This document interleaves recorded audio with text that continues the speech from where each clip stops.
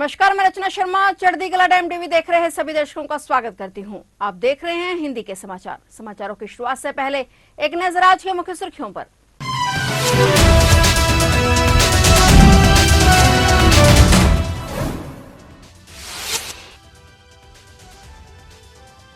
Iraq में हवाई हमले में 7 आईएस आतंकवादी ढेर। 2 हवाई हमलों में मारे गए आतंकवादी। इराकी सेना ने दी जानकारी।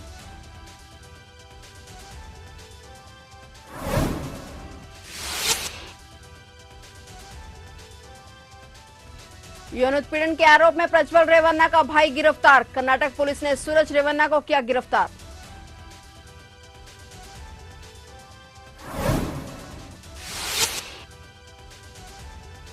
नीट पेपर लीक मामले में सरकार का बड़ा एक्शन। हटाए गए एनटीए के डीजी सुबोध कुमार सिंह। सुबोध की जगह प्रदीप सिंह खरोला को नया डीजी किया नियुक्त।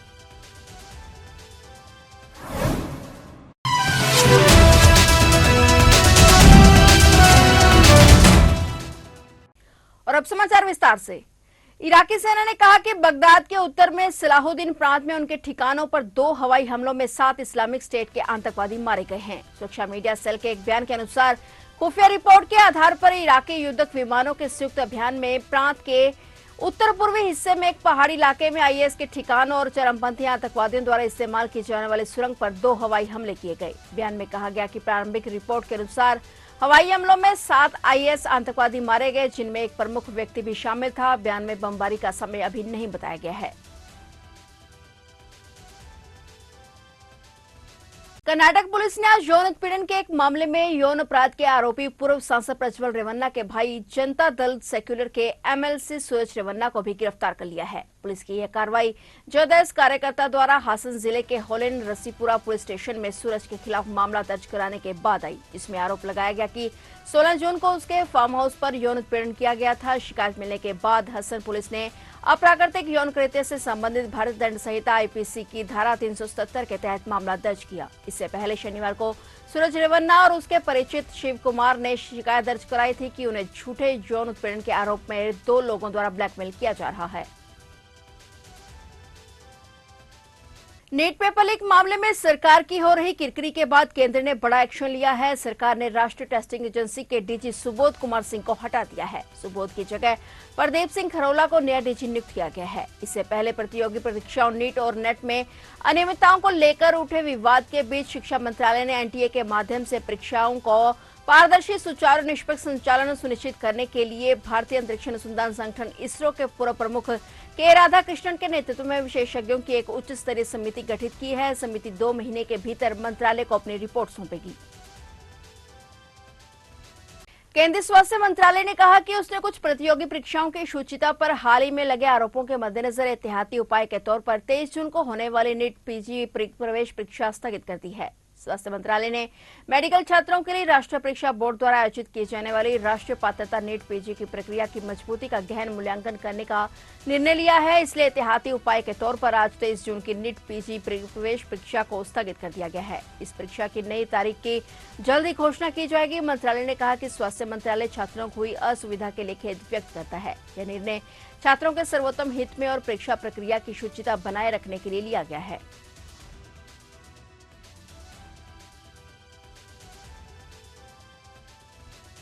बिहार में एक सप्ताह में भी कम समय से पुल ढहने की तीसरी घटना सामने आई है। अररिया के बाद सीवान जिले में एक पुल ढह गया। यह पुल दरोंदा और महराजगंज प्रखंडों के बीच से गुजर रही एक नहर पर बनाया गया था, जो अचानक ढह गया।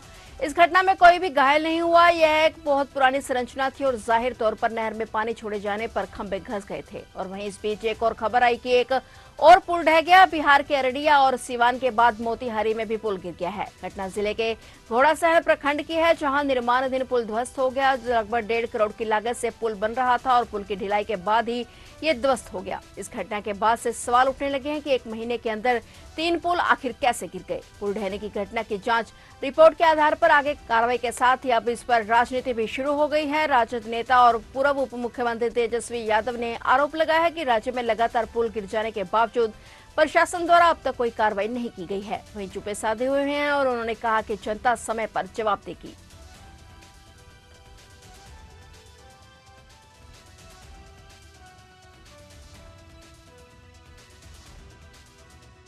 तेजस्वी यादव ने नीट पेपर लीक मामले पर नीतीश सरकार पर हमला बोला है। उन्होंने कहा कि जहां भी भाजपा शासित राज्य है वहां पेपर लीक होता रहा है। हम लोग सत्ता से बाहर गए कि तीसरे चरण की शिक्षक भर्ती परीक्षा का पेपर लीक हो गया। उन्होंने कहा कि किंगपिंग वही लोग हैं और नाम इस बार भी उन्हीं लोगों का आ रहा है। तेजस्वी यादव ने कहा कि संजीव मुखिया की जांच करवाई जाए। जांच एजेंसियों से अपील की है कि मुखिया से पूछताछ करें। वहीं तेजस्वी यादव ने कहा कि जिसने छात्रों के भविष्य के साथ खिलवाड़ किया है उसे हम लोग छोड़ेंगे नहीं। अरे जब बीजेपी चाहे राज्य सरकार में रहे या केंद्र सरकार में रहे, पेपर लीक होना ही है, वो तय है।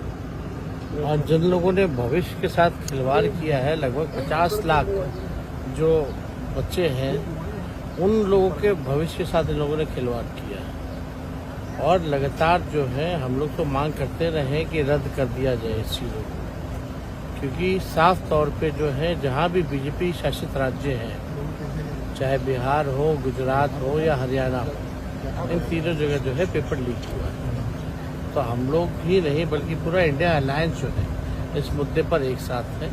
और हम लोग चाहते हैं कि जो नीट का पेपर जो लीक हुआ है इसको रद्द किया जाए अविलंब। दिल्ली के सीएम को बेल मिल रही है, कैसे देखते हैं इस पूरे मामले को? नहीं तो कोर्ट का अपना फैसला है और कोर्ट का अपना निर्णय है, तो अपना उसका स्वागत हम लोग करते हैं। सर आपके सहायक पर भी अरे आप देखिए, राज्य में सरकार उनकी, केंद्र में सरकार उनकी, जांच एजेंसियां उनकी।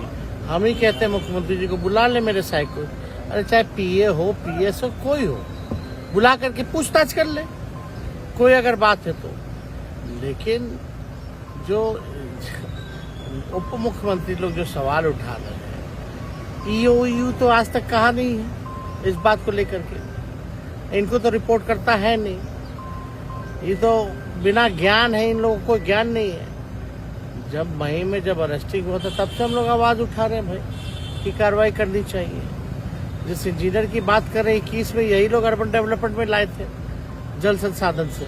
थोड़ा ज्ञान प्राप्त कर लेना चाहिए इन लोगों को। ये लोग जो किंगपिंग जो है पेपर लीक के, उन लोगों से इशू को डाइवर्ट करना चाहते हैं। बरनाला में अकाली नेता और काला माही स्टेडियम के पूर्व अध्यक्ष कुलवीर सिंह मान द्वारा अपनी बेटी, मां और पालतू कुत्ते की हत्या करने के बाद खुद को गोली मारकर आत्महत्या करने का मामला सामने आया है। डीएसपी थाना सिटी बरनाला के प्रभारी सतबीर सिंह और बलजीत सिंह मौके पर पहुंचे और घटना की जांच शुरू की। पुलिस ने बताया कि कुलवीर सिंह मान काफी समय से डिप्रेशन में रह रहे थे। वे राम राज्य कॉलोनी में थे और उनकी पत्नी रमनदेव कौर दूध लेने गई थी और पत्नी के घर से जाने के बाद कुलवीर ने अपने घर के दरवाजे बंद कर लिए और अपनी लाइसेंसी रिवॉल्वर से पहले अपनी बेटी निम्रत कौर को और फिर अपनी मां बलवंत कौर को गोली मारकर हत्या कर दी। इसके बाद उसने घर के पालतू कुत्ते को भी गोली मार दी। बाद में उसने खुद को गोली मारकर आत्महत्या कर ली। जब उसकी पत्नी रमनदीप कौर घर आई तो दरवाजे अंदर से बंद थे। पड़ोसी और उसकी पत्नी दरवाजा तोड़कर घर में दाखिल हुए तो तीनों के शव अलग अलग कमरों में पड़े थे।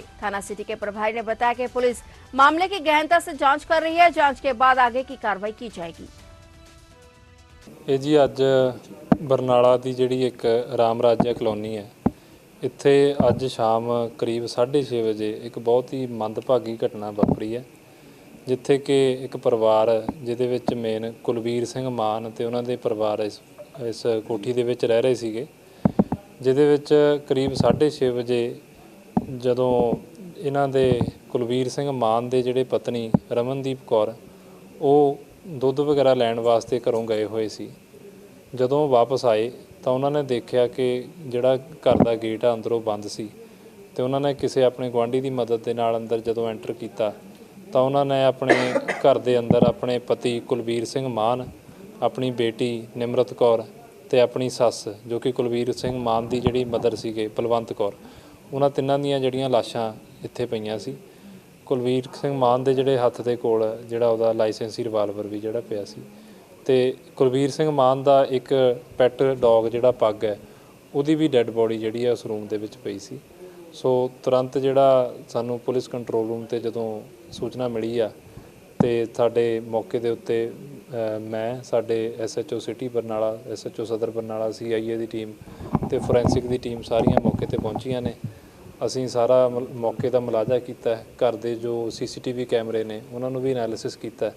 ਸੋ ਉਹਦੇ ਵਿੱਚ ਜਿਹੜੀ ਹੈ ਇਹ ਗੱਲ ਸਾਹਮਣੇ ਆਈ ਆ ਕਿ ਕੁਲਵੀਰ ਸਿੰਘ ਮਾਨ ਵੱਲੋਂ ਆਪਣੇ ਲਾਇਸੈਂਸੀ ਰਿਵਾਲਵਰ ਦੇ ਨਾਲ ਪਹਿਲਾਂ ਆਪਣੀ ਬੇਟੀ ਨਿਮਰਤ ਕੌਰ ਜਿਹਦੀ ਕਿ ਉਮਰ ਕਰੀਬ 21 ਸਾਲ ਸੀ, ਉਸ ਤੋਂ ਬਾਅਦ ਆਪਣੀ ਮਦਰ ਬਲਵੰਤ ਕੌਰ ਜਿਨ੍ਹਾਂ ਦੀ ਉਮਰ ਕਰੀਬ 85 ਸਾਲ ਸੀ, ਤੇ ਫਿਰ ਆਪਣੇ ਪੈਟ ਡੌਗ ਦਾ ਪੱਗ ਦੀ ਗੋਲੀ ਮਾਰ ਕੇ ਤਿੰਨਾਂ ਦੀ ਹੱਤਿਆ ਕੀਤੀ ਗਈ ਤੇ ਅਖੀਰ ਵਿੱਚ ਇਹਨਾਂ ਵੱਲੋਂ खुदकुशी की गई अपने रिवाल्वर दे नाल अपने गोली मार के। दिल्ली में पानी के गंभीर संकट को लेकर आज आम आदमी पार्टी ने उपराज्यपाल वीके सक्सेना से मुलाकात की। पार्टी के सांसद, विधायक और वरिष्ठ नेता जल के मुद्दे को लेकर उपराज्यपाल से मिले और इस गंभीर संकट से उभरने के लिए उन्हें अपील की। आप नेताओं के प्रतिनिधिमंडल ने कहा कि चूंकि दिल्ली में पानी का गंभीर संकट है और दिल्ली के लोगों को उनके हक का पानी मिलना चाहिए, इसलिए इस पर गंभीर मुद्दे पर चर्चा करने के लिए आपसे मिलने आए हैं। उन्होंने उम्मीद जताई है कि आप इस समस्या का समाधान निकाल लेंगे।